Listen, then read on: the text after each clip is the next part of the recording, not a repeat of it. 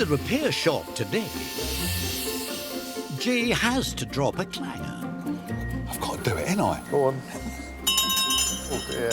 Before Brenton can fix a bell with a sweet history. I think I'd have got on pretty well with the family because I like vanilla ice cream and I also like lemon sorbet. And Susie employs some woolly thinking. You feed it in to the area that you want. To get a 60-year-old football match fit. The thing is, the rounder it becomes, the more I'm battling to hold it in position on the bench here.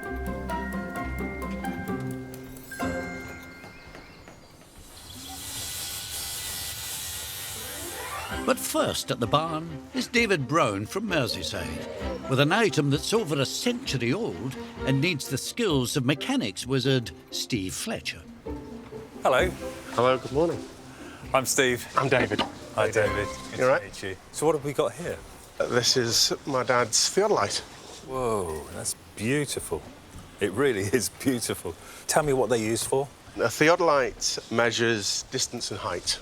My dad was a chartered surveyor from 1954 to when he retired in early 2000s. It's the tool of the trade of a surveyor. I remember this box being in the boot of his car pretty much constantly. Have you any idea how it sets up? Vaguely. This piece would sit on top of a wooden tripod. That sits on there. Yeah. The compass will give you the direction, and the two spirit levels would tell you whether this was level or not. So this looks such an ancient piece, and I guess today it would all be done with lasers and different things like this. But this is incredible. Once this was on its tripod, you would sight through here. Yes. You would take a measurement as to the distance, and then work out whatever you needed to work out. But he used this. Yes. All of his career. Pretty much. Yeah, Wow. all the time he was out. So how come you have this now? Well, earlier this year, my dad decided he was going to move house. You're right. He really didn't want this to go into storage. It looked in a lot worse state than this, so I decided I would try and clean it up as best as I could and give it back to my dad as an ornament in his new home. Right. Sadly, while he was looking for his new house, he was taken ill and passed away. So since then, it's kind of sat in its box, and I've found it rather difficult to carry on cleaning it up. But it just seems such a waste of such a beautiful-looking thing to sit in a box and not be loved. I agree. Were you close to your dad? Yes. Yes, I was. Today would have been his birthday. Oh. So this probably means the world to you? Since my dad's passing, it means a lot more, I think. It says everything about how proud my dad was, the job he did for the whole of his professional life. This is the most tangible memory I have of him. What would you like us to do to this? I think continue the cleaning job that I did on it as best you can, please. The lenses in it are all foggy and clouded. I don't even know if this spirit level is accurate, so this spirit level's gone. Yeah. So I don't know what can be done with those. I'm not sure about these straps. I don't know where they went. I might need some help from the other experts in the barn. OK. But I hope that we can get it all up together and working nicely. You know, at the very least, to have it as an ornament to remind me and my children of their granddad every day would be a lovely thing. I think this is an incredible piece of engineering. It'll be very, very enjoyable working on it. So thank you very much for bringing it in. Brilliant, you're welcome. Thanks, Steve, thank you. Bye-bye now. The theodolite is something that absolutely symbolises the profession that my dad loved so much, so to have it restored would be fantastic. Knowing that today is my dad's birthday, I think I'd say to him, well, this is my last birthday present to you. Never having tackled the theodolite before, Steve's got a lot to learn.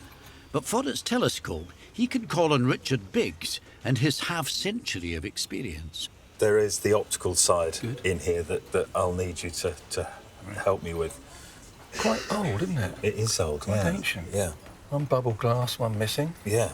What are these called? What are these called in there? Yeah, bubbles, aren't Are they? they called bubbles? Spirit level bubbles. Right, OK. Yeah. Are you able to replace that? I think so, yes. Yeah. Fantastic. That saves me a lot of trouble then. The other thing is the telescope. The lenses are very, very dirty in there.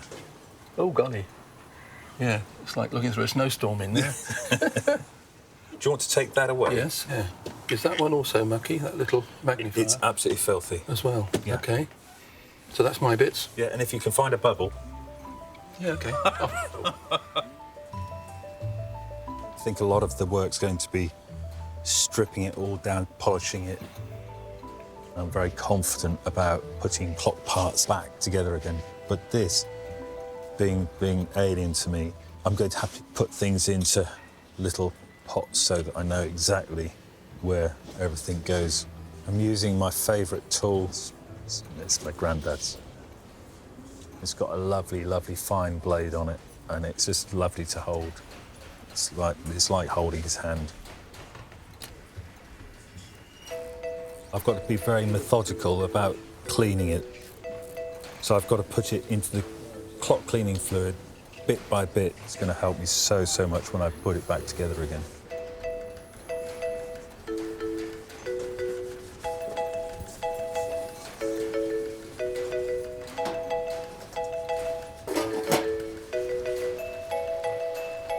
Next at the barn is Michelle Amato from East London. She's hoping Silversmith Brenton West can restore a memento of a once flourishing family business. Hello. Okay. I'm Jay. Michelle. All right, Michelle. Brenton. Hi, Michelle. Hiya. Okay, what have we got in the box then? We have a handheld ice cream bell. Ice cream bell. Tell us about this place. My family originate from Italy. They were really, really poor in Italy. My grandfather, Giuseppe Amato, decided to come to London in around about 1890, and he started an ice cream business. My grandfather was the first ice cream man in Newham. I know Newham. It's my old hunting ground. Yeah. I used to live down there. All right. So he was the first ice cream man. He didn't do flavours. He only done vanilla Right. and lemon ice. Did he have a little van? They couldn't have had a van. No, he had a push cart. So they had to call their customers somehow, and this is the handbell. You would hear that ringing for miles, Yeah. really, wouldn't you? So that was your grandfather. Yeah. My dad was born in 1904.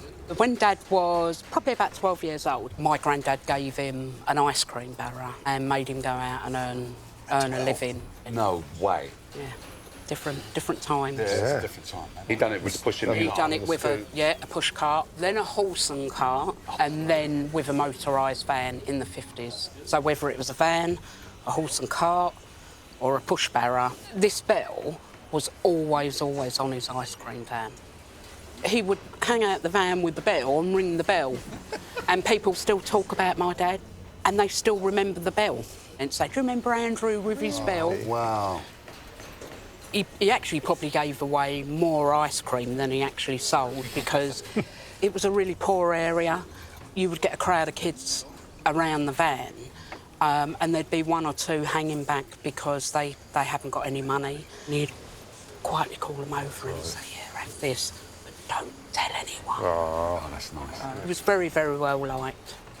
So have you ever used this then? Me and my sister working on the van with Dad in school holidays. If he was driving, you know, there'd be a good chance that I'd be hanging out, ringing the bell. I just want to bring it back to its former glory, really. Okay. Brings back a flood of memories, Right. but very, very happy memories. You know, when Dad passed away, and that was 1987, none of us followed in his footsteps, which I think he might have been a little bit upset about. So what was it originally looking like? The top part is missing. There must have been some sort of top nod or something on there. I can see that it would have been painted red. Yeah, you can see red on it. Yeah, red paint. This bit was probably polished. It looks like it was polished once, so yeah. Okay. So why do you want to get it repaired now then? I'd like to surprise my older brother. He went out on the van as well. He would have made ice cream as well with Dad. So this would be something for my brother Keith, and give it to him as a gift. Since Dad died, he's been more like a father figure for me and my sister and all the family, so, yeah. We won't tell him. No, don't tell him. Well, thank you for bringing it in. Thank you. All right? Thank you very much. Thank you. Thank you. Restoring the bell is remembering Dad. It's a tribute. You can't keep an ice cream van, you can't keep an ice cream cart, but you can keep a bell. This is a brilliant item. I do like it. You know what I want you to do? I know what you want to do. I've got to do it, ain't I? Go on. Yeah. It does work. It does work. They would come flocking out of their houses, wouldn't they? There used to be a guy that used to come and sharpen our scissors. There was the rag and bone man. Everybody had a bell. Everybody had a bell. Yeah. So before we go any further back into the past, Okay. what are you going to do to take us into the future? Right. Sand down the wood. OK, cool. Make a brass finial for here. OK, the dome one, because finials are normally quite spiky, aren't they? There's some sort of a nice shape for that. OK, right. And then this part needs painting. There's some red paint on here, there's some cream paint on here. All right, well, what I'll do is I'll have a word with Dom and see if he can tackle that for you. I can see from my metalworking experience, this was polished brass, there and there. OK. So I think the contrast of polished brass and paint, and it's going to look absolutely fabulous. You're going to get it all done. Polished and ready for painting, it'll be. OK, so the painting's the last bit? Yeah, definitely. OK, so I'll let him know that you'll bring that to him once you're done with it. Brilliant, thank you. No problem. OK, cheers. For that. Whoops. Don't ring that bell.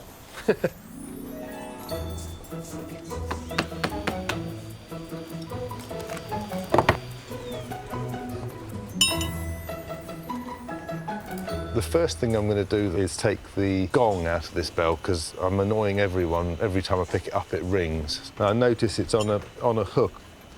I might be able just to force that off. Yeah, that's come off now, that's nice. So that can be cleaned up. I want this bell finished before that goes back in so that nobody else gets disturbed by it. So I can take the handle off the bell. I think this is just screwed on. There we go, that's off. So, first things first, I'm going to take this over to the polishing machine and polish these two parts here.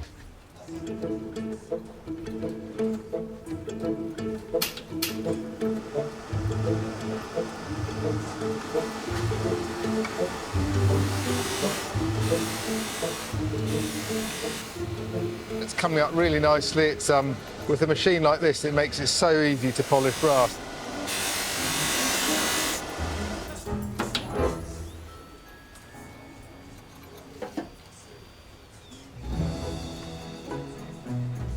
Steve's mission to refurbish the 19th century theodolite has drafted in Richard and his optics expertise for the telescope. But he also needs the leatherwork skills of his sister, Susie Fletcher. All right, Suze. Can you do me a favour? Say yes. Yes. So, see this? It's a leather strap that went over the top and had a buckle there. I wonder whether you could make one. How quickly do you need it? Straight away. Oh, thanks.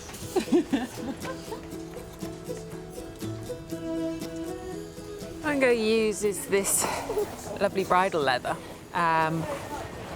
It'll look really, really smart. Go complement the strap with brass buckles. With his impromptu team beavering away, Steve can retrieve some of the 200-plus brass parts from the cleaning fluid and set to work himself. This is polishing up absolutely beautifully. What I'm using at the moment is extremely fine wire wool. On a stick like this, I can actually rub it down the little corners. It doesn't scratch the surface and it just keeps the shine.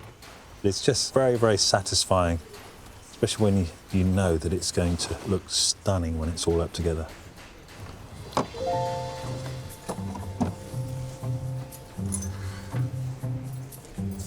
The optics inside are all dusty. The front lens got something growing on it, could be fungus. It's not unusual at all for optical instruments to have fungus inside them. Let's have a see if that'll come off. That's interesting, it's actually inside. This must be made up of two elements. Oh golly, there's three elements in this one, which means it's actually quite an expensive quality instrument. So that's the next one. Let's keep going.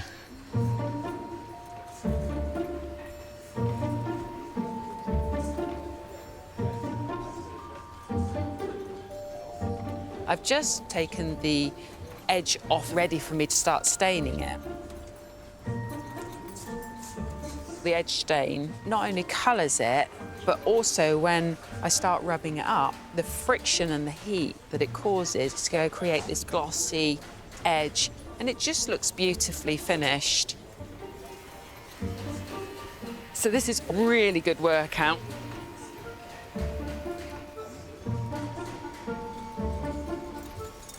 All the little lenses are all nice and clean, bubble ready to go in. So now the reassembly, it's so well made that it's going back together quite well. While Richard and Susie are making good progress, Steve's only just starting reassembly of the ultimate 3D jigsaw. I'm worried to death, actually, because I did have everything laid out in order, so I knew which order to put it back. But after doing all the cleaning and everything, I've mixed it up, so it is quite a puzzle. Could probably do a clock with my eyes closed, but this is a different kettle of fish altogether. Right, that's the first screws in. I'm sure it's going to take me an absolute age to get all the hundreds of pieces back together again, hopefully in the right order. Although Steve settled in for the long haul, Susie's diverted onto another job. Kevin Towell from Derby is feeling deflated about a special gift he received and has his hopes pinned on Susie to breathe new life into it. Hello there. Hello there. Nice to meet you, I'm Susie. Hello, Susie. My name's Kevin. So what have you bought for me today, then? It's something that I've had for 60 years. It's a football. I had it for my 6th Christmas. Oh, my word. In 1959. And I know it doesn't look much, but I thought it was the best thing in the world, you know. Aww. I was kicking the ball about in the bedroom for probably a couple of minutes before I got told off and told to get outside. No. Yeah. So are you like a really keen footballer? From the age of 6, never stopped playing football. Did you play for any clubs or anything? Local clubs, yeah. School all the way through school. So in your early years you were quite serious about Yeah, my son was as well. Oh, right. My son, he played for Derby schoolboys, and then he ended up playing for a team which I helped run. He carried on till he was 18 and 19. And now we're taking his son. Oh, really? So this is where the ball's going to go, you see. Oh, is that right? It's very simple, but it did spark a big passion in the game.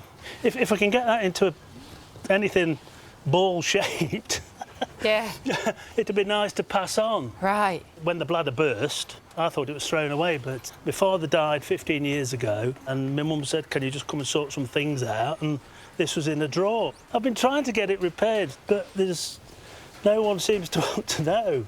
So you're giving me the challenge. The challenge. I've actually never worked on one of these before. It's beautifully made. Well, that's it. It's a bit hard, isn't it? Very hard. It is in a really bad state. Wow. So what would you like me to try and do to it? I'd love to get it as it was on that Christmas morning. Okay. It's a lot to ask. I know it's a lot to ask, but and not to play with, really. It'd be more like a trophy. Yeah. And when I'm not around anymore, I might say, you know, that was Grandad's football. That's my heirloom, you know, and that's my memory of me. Yeah. To my son and my grandson. I think it's lovely, and thank you. I just hope you can work some magic on it. Well, in all honesty, I'm not quite sure how I'm going to tackle it. The ball is in your court. Oh, nice one. Well, Kevin, thank you so much for bringing it in. Susie. You take care. We'll be in touch then. Thank you. Bye-bye. Bye-bye. I hope Susie can sort the ball out, and I'd love it to be in a condition that it was when I first had it 60 years ago, which sounds impossible, but sometimes the impossible does happen.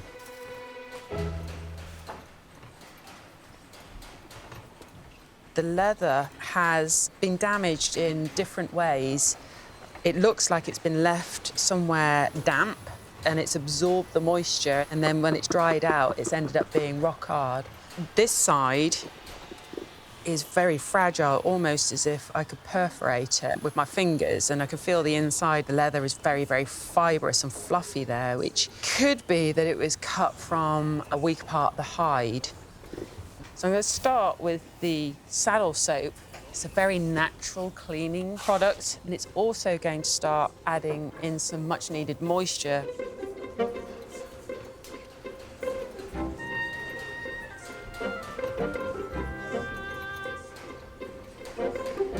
Already, I can see that there's some really good changes. We've got much more movement in the leather. You can see the colour is changing. It just feels better in my hands. So I'm very, very encouraged by this.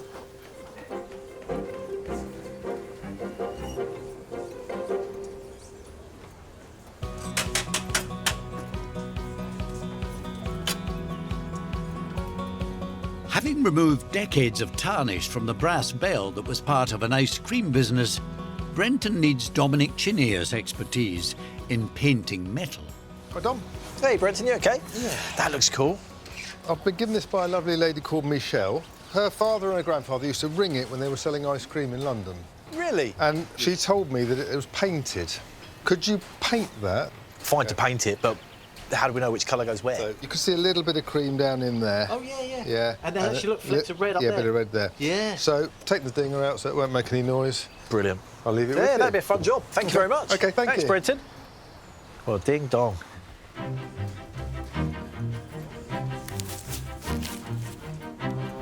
With the bell's body in good hands, Brenton can turn to the woodwork. Michelle's bell has this homemade handle on it.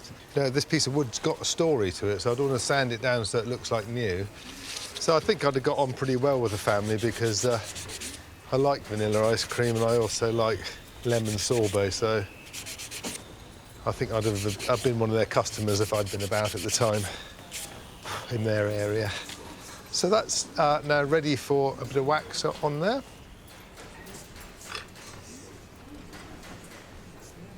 So this is just a wood wax and it soaks into the wood. The grains come up beautifully and when it's back on the bell it's going to look fabulous. I've actually never painted a bell before. This is a first for me, but I've painted brass things before, and if I was to paint straight on it, it would stick, but it wouldn't last very long. So I'm putting a primer on, which is like an oil, that's going to soak into the surface and leave me with a nice, smooth surface that the paint will like sticking to, basically. The bell is missing its brass finial, and there's no record of what it looked like, so Brenton applies his design skills to a replacement. I've got a piece of brass here that's just the right size.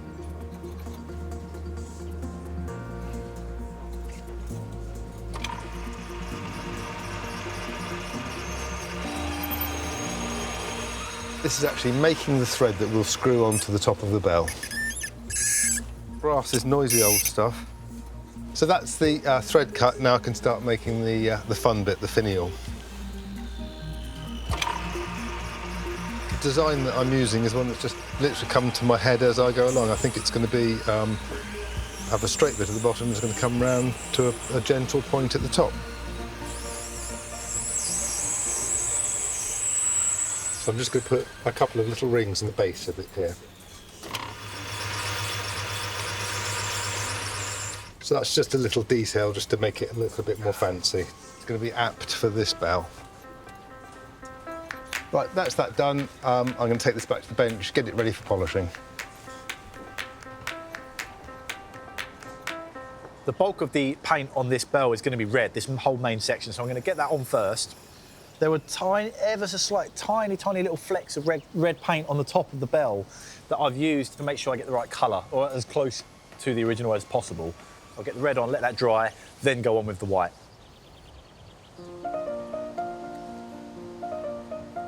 There was no real need for this to be painted. It wasn't on display or in a shop or anything like that. It was just on the wagon, up and down the streets, and just ringing the bell to draw attention. So Michelle's dad must have taken real pride with his trailer and loved his job. I can really relate to that, and I just want to do the best for them to try and make it looking as smart as it used to.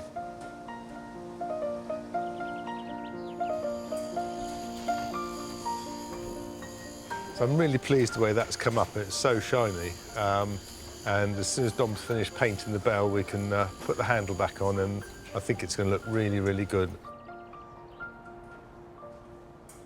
When you're painting things like this, it's a lot more than just a steady hand. It's your whole body is involved in it. I end up sort of like swaying around in a funny position sometimes. OK, so that's the first ring around the top. I've got one more of those to do around the bottom, and then I'll be ready to hand it back to Brenton. Inside the barn, Steve's pleased to be wrapping up work on the tool of a very different trade, the 19th century surveyor's theodolite. All the pots are empty, no screws left at all. I thought I might have one or two bits left over, but I've managed to find a home for every one of them. I'm just going to put the telescope in and close that down. Hiya. I've got your strap done. Fantastic. Oh, that's a great job. Oh, that's lovely. Absolutely beautiful. Is that going to work, is it? Yeah, that'll last for years, won't it? Hope so, hope so. Fantastic. Is that the thing that goes in it? Theodolite. Can you say that? No. See ya. I love it to bits, and it's come up so beautifully as well. It's like a work of art. It's like a sculpture. It's something David, I know, is going to just look at and admire.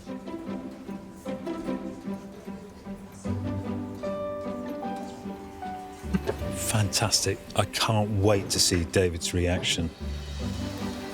To David, the theodolite's a cherished link to the father who used it throughout his working life. And at a particularly poignant time, he's back to collect it. It would have been my dad's birthday on the day I brought it. So it kind of felt like my last present to my dad. By complete coincidence, today is my birthday. So it almost feels like this is my dad's last present back to me. So I am feeling very nervous about seeing it, but very excited as well. Hello, David. Hello, hello. How are you doing, David? You all right? I'm all right. How are you doing? I'm very good. Hi. Thank you. How are you feeling? I can't wait to see what this looks like. I brought it in on what would have been my dad's birthday, and today is my birthday. Happy birthday. Thank you very much indeed. Thank you very much. So I'm very much looking forward to it. That's nice, isn't it? That's great. Well, we're excited for you to see this, and I see your eyes just keep on looking down. Just down. Just want to see what's underneath there. I don't blame you. You ready to show him his birthday present? Right.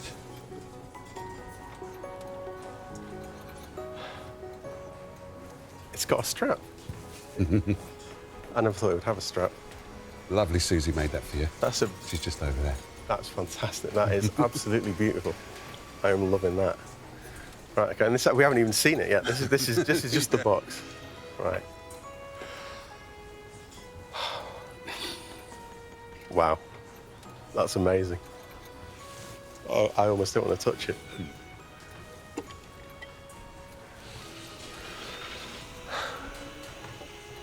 How did you know where to put all the bits back? I had no idea where any of them went. Well, I didn't, but I worked it out. It looks like how I imagine it, how it looked when my dad got it, before it was so well used by my dad. What do you think he'll make of it now, then? I think he would appreciate it immensely. He would appreciate the care and the love that's gone into putting it back together. And I'm absolutely thrilled. I can't thank you enough, and I can't thank you enough from my dad. But he can't. Thank you. You're more than welcome. It's been an honour. I'm made up with that. That smile does it all for us. Right. Thank you for bringing it in. Oh, thank you for looking after it so much. Take care. Thank you. God bless him. I had no idea how important that would be to me, to see it looking pristine. It's like holding a little bit of my dad and knowing that this was the tool of his trade. It is the best birthday present I've ever received. It's quite special.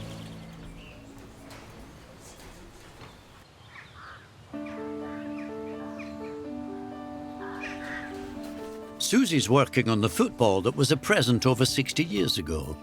The saddle soap started reviving it, and a specialist leather food should help even more. I'm really happy with how the ball is coming along. And now that I'm going to put the conditioners on it, you can see that the colour has really changed. It's getting down to that really beautiful mahogany colour, which will probably be close to how it originally looked that Christmas morning when Kevin was given this as a present. As I've been cleaning it, I've been able to see how the leather starts to feel and whether I feel confident in the fact that it can take a lot of stress. If I put a bladder in and fill it up, that could actually overstress these seams. Still haven't decided on that one yet. But the first thing I need to do is line the opening here, because this would be your weakest area. So I need to back it.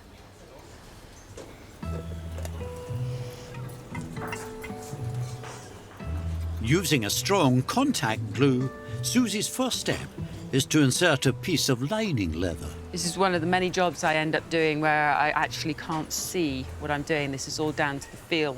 You trust the feedback that you're getting from your fingers when feeling what's going on the inside here. And it's all feeling really quite secure now. So I'm just going to start sewing it in place, make sure it's really properly fixed.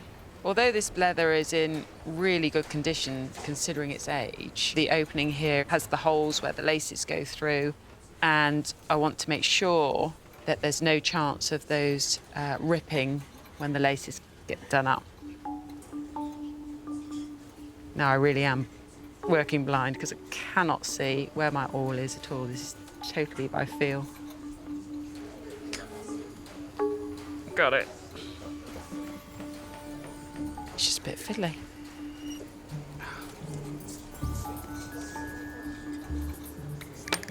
OK, so I've got the lining sewn in place. Now I can start filling the void of the ball. I've been going back and forth as to what is the best thing to do here. So instead of using the bladder, I decided to use this lovely sheep's wool that we use for flocking saddles. Really holds the shape well, and I can get that spherical shape that I'm looking for without straining these seams, which is really, really key here. So I'm just going to start by putting smaller pieces in. If I put too big of a wad in, I'm not going to be able to position it properly. What I'm using to put the wool into the ball here is what we call a flocking iron. But basically what it is just a piece of metal tubing with a flattened out edge and a little bit of serration on the edge, which grabs the wool, and you feed it in, and then you can start just packing it in to fill out that area. The thing is, the rounder it becomes, the more I'm battling to hold it in position on the bench here.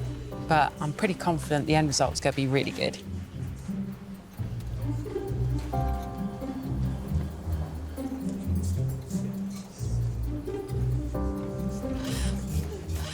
Brenton's sprucing up the clapper from the bell once used in an ice cream van. Brenton. Just in time. Ding, ding. It's lovely. Looks the part, but just very quiet.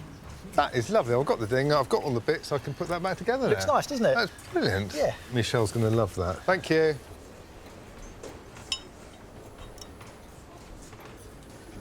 Tighten that on there.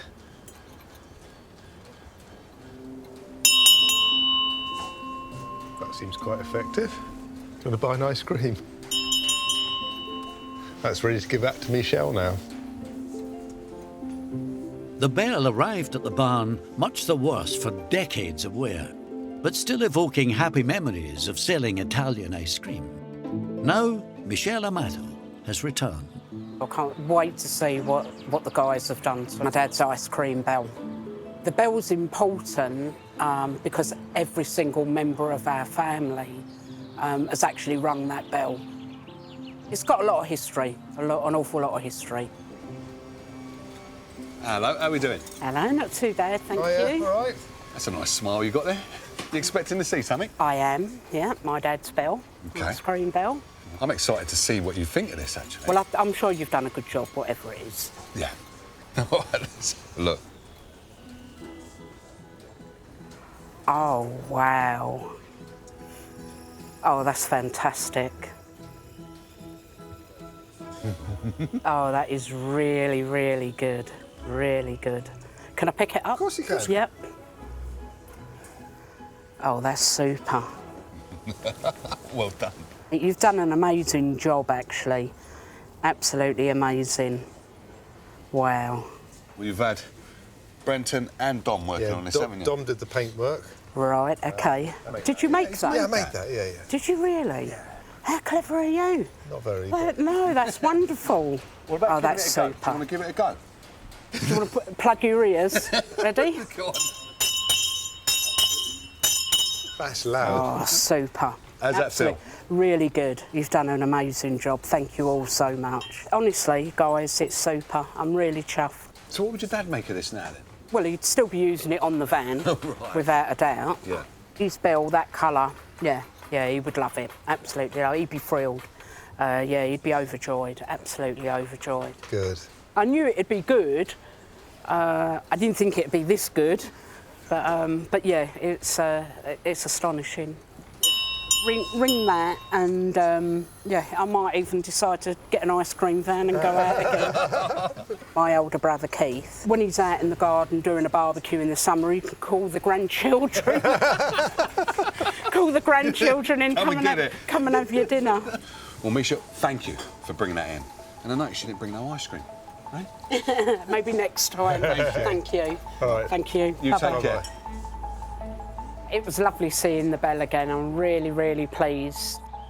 It's a tribute to my dad and his hard work, but also the family memories, because every one of us children has rung that bell. And it's lovely. The guys did a great job, a really good job.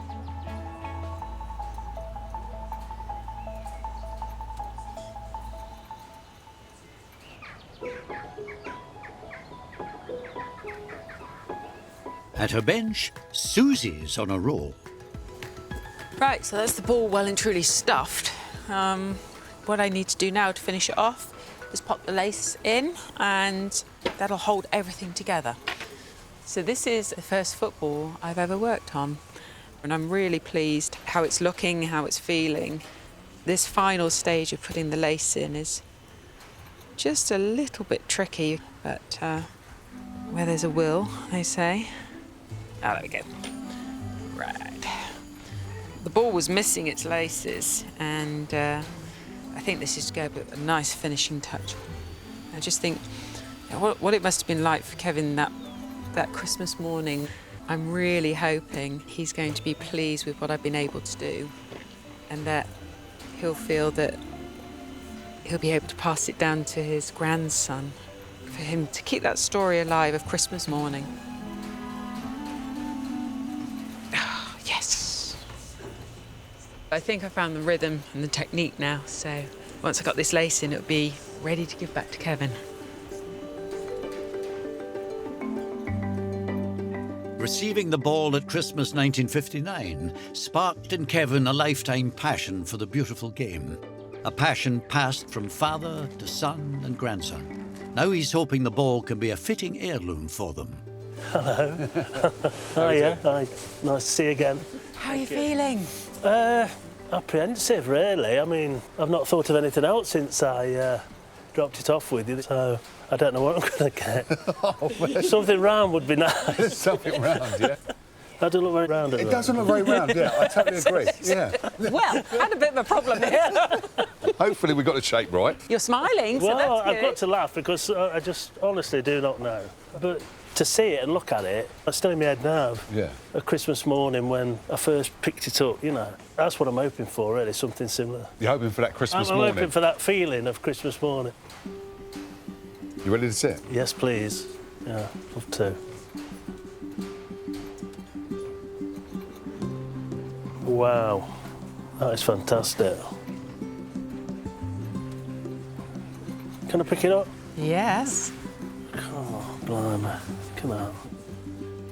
It was nothing, and now look at it. Fantastic. Oh, thank you very much. No, you're welcome. So I'm really chuffed with that, yeah. Is the Christmas morning created again? Yes, it is, yeah, you know, even the smell. Obviously, it originally had a bladder in Yes. there, and my concern was that the threads that hold all the sections together would be too fragile to take the pressure. I understand. So what I did instead was I stuffed it with stuffing wool that we use in saddles. Yeah. And it gives it that nice shape. Yes. And it'll help to hold its form. Yes, yeah. I'm very, very happy, very happy. So you're going to kick it about then? No. I would have kicked it about. It's a football. You're not even tempted to give it one kick? No. Stop encouraging it. I want to kick it, that's all right. It's too precious. Okay. It's too precious. All right. So what are you going to do with it then? Well, I'm going to keep it to start with, then it'll go to my son, and then it'll go to his son. And they'll remember me, and it's just there to be remembered, isn't it? You know, what's this, you know, and it's... And then the story will come out, you know, so... Really chuffed, thank you. It's yours to take home now. Okay. See, we're not going to kick it about. No, thank you very much. Thank you very much. Can I give you a kiss? Absolutely. Thank you very much. Thank you. You look after it. I will. Okay, take care. Bye-bye. Bye-bye. He's made up. Yeah. But he didn't kick the ball. Don't kick the ball. Don't kick the ball. Don't kick the ball. Don't kick the ball. Wow. It was unbelievable. I'm so happy just to see it as I remembered it all that time ago. The football's going to be out of bounds. It'll just be in my front room, pride of place somewhere. A talking point for my son and his son. They'll never forget me.